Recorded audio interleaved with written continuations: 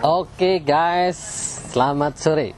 Salam sehat selalu. Ketemu lagi dengan saya Bambang Swigno dari Fakultas Peternakan UGM di channel YouTube Dosen Tani Bams Swigno. Kali ini nanti akan saya ceritakan tentang hal-hal yang lebih detail nutrisi alfalfa dan yang sudah dilakukan, artinya manfaatnya untuk ternak. Walaupun sebenarnya alfalfa ini bisa juga tidak hanya untuk ternak, tapi bisa untuk aditif untuk manusia. Banyak sudah produk-produk herbal yang dihasilkan dari alfalfa ini yang untuk manusia. Tapi ini karena jenis ini adalah legium dan dari Fakultas Peternakan, maka saya ceritakan tentang alfalfa untuk ternak. Queen of Forage for Feed. Tapi seperti biasa sebelum mulai kisahnya alfalfa, kita nembang dulu guys. Saya tembangkan kali ini tentang tembangan Kinanti. Oke. Kang aran bebutan luhur, tutu pangkat tutu ngelmi, uga tutu kapinteran lan tutu para winasis, apa maneh kasugihan nanging mung sucining ati. Itu Kinanti guys. Kinanti itu tadi ceritanya bebudan luhur itu artinya sebuah budi pekerti yang luhur. Dan kisahnya bukan harta, bukan orang cerdik pandai, bukan orang berilmu, tapi sebenarnya adalah kesucian hati. Itu kalau bebudan luhur atau orang yang berbudi luhur. Tapi kalau tanaman yang tinggi kualitasnya, nah itu salah satunya nih alfalfa ini. Makanya namanya Queen of Forage. Saya ceritakan tanaman alfalfa ini, dan ini sudah masuk, nanti para pemirsa bisa melihat di jurnal yang sudah terbit, salah satunya di American Journal of Animal and Veterinary Science yang terbit tanggal 15 Mei 2020. Ini adalah untuk alfalfa for poultry. Kalau biasanya alfalfa itu karena ini legium, rumput, hijauan, itu biasanya kan identiknya untuk ruminan, untuk kambing, domba, sapi, kerbau, dan seterusnya. Tapi karena melihat potensi kandungan nutrisi yang ada di dalamnya, ini juga punya potensi dan bisa dimanfaatkan untuk poultry. Nah, untuk poultry. Kenapa begitu? Di dalam jurnal itu ada informasi yang bisa diambil oleh para pemirsa bahwa alfalfa ini mengandung 17 jenis asam amino. Jadi tidak hanya proteinnya yang tinggi antara 20-29%, tetapi juga mengandung 17 jenis asam amino.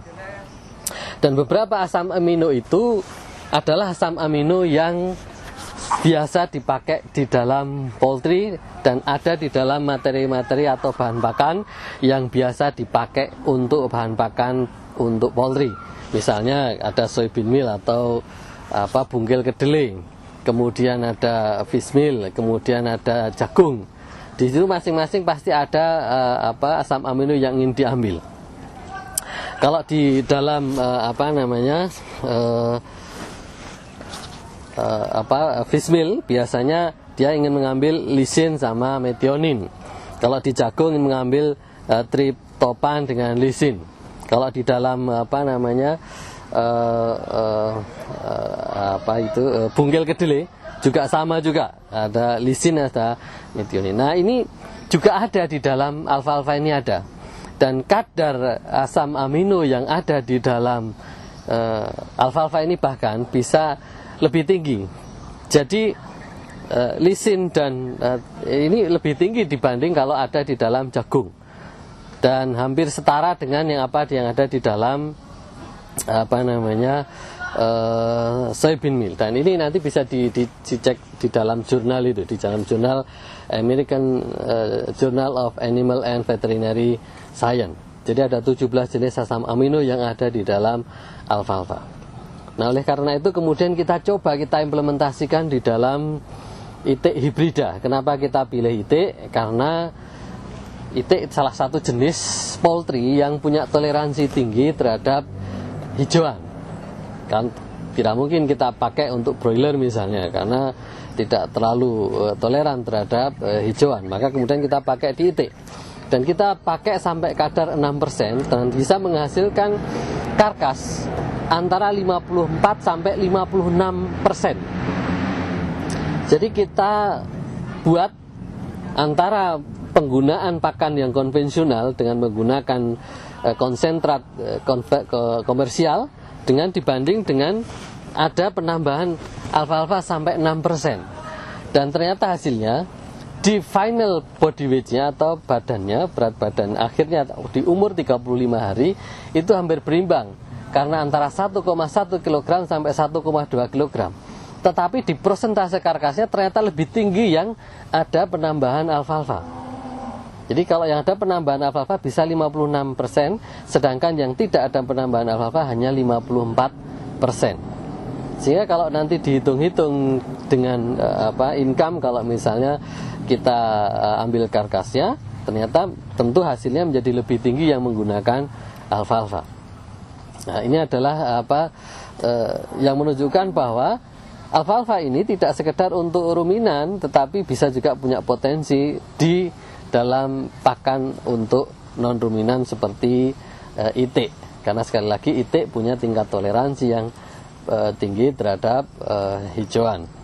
Dan ini juga bisa dicek di dalam jurnal-jurnal yang lain, di Seminar Internasional Scopus IUP yang dulu di hosting oleh di ITAP 2, kemudian ada juga yang di ISTAP 7, kemudian ada juga yang di APIS. Nah, masing-masing punya informasi yang bisa diambil berkaitan dengan konten nutrisi alfalfa maupun penggunaannya di dalam ternak, termasuk di dalam secara praktis adalah di itik. Begitu guys. Ini alfalfa. Dan tentu kita juga terus akan melakukan penelitian baik dipakai untuk ruminan maupun non ruminan, termasuk juga bagaimana terus bisa menggunakan alfalfa, menanam alfalfa di daerah tropik ini supaya terus bermanfaat untuk pengembangan ternak di daerah tropik termasuk di Indonesia dalam rangka mendukung ketahanan pangan. Dan informasi yang juga sebenarnya juga ingin saya sampaikan guys, juga bisa dibaca di dalam jurnal bahwa alfalfa ini juga bisa menurunkan kadar kolesterol ketika ditambahkan di dalam pakan itik. Dan ini juga ada di dalam informasi, tetapi karena jurnalnya sedang dalam proses sehingga belum bisa saya ceritakan. Nanti kalau sudah publish bisa saya ceritakan berapa sih penurunannya kadar kolesterol yang ada di dalam itik dengan adanya penambahan alfalfa. Apakah itu juga akan berpengaruh? Kolesterolnya turun, tapi gimana dengan dagingnya, kualitasnya, karkasnya? Kalau karkas tadi sudah saya sampaikan lebih tinggi dibanding yang hanya pakan komersial. Tetapi kalau untuk yang lain tentu akan ada informasi lebih lanjut. Sementara dulu itu guys tentang alfalfa, cerita tentang alfalfa yang di tropik tentu saja. Kalau cerita yang non tropik bisa dibuka yang lain. Kalau cerita tentang tropik hanya ada di channel Dosen Tani Paham Swignya. Maka ikuti terus, jangan lupa like, share, dan subscribe supaya channel ini terus berkembang dan bermanfaat untuk semua pihak. Salam sehat selalu. Siap. Terima kasih.